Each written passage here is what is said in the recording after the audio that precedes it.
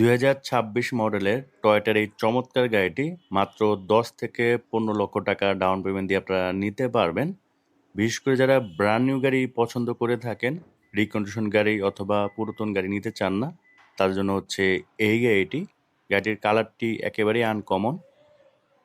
আসসালামু আলাইকুম। আজকে আমরা মিজাকি ট্রেডিং এ চলে আসছি। করলা ক্রস বা অন্যান্য গাড়ি কেনার ক্ষেত্রে অনেকেই ডিমান্ড করে যে ভাই ব্র্যান্ড নিউ নিতে চাই, রিকন্ডিশন নিতে চাই না।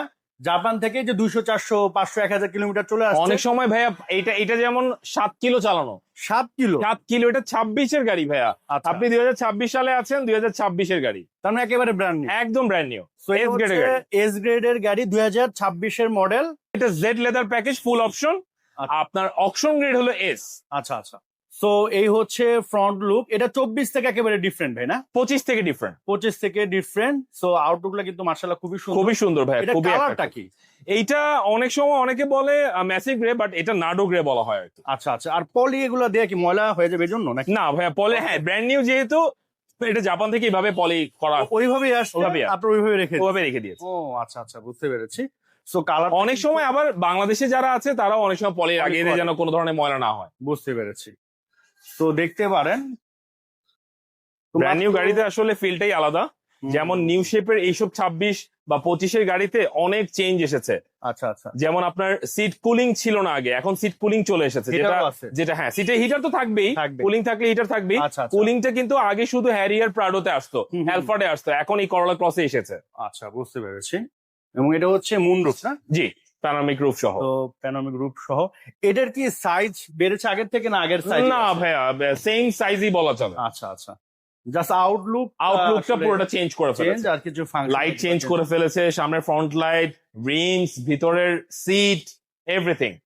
আচ্ছা।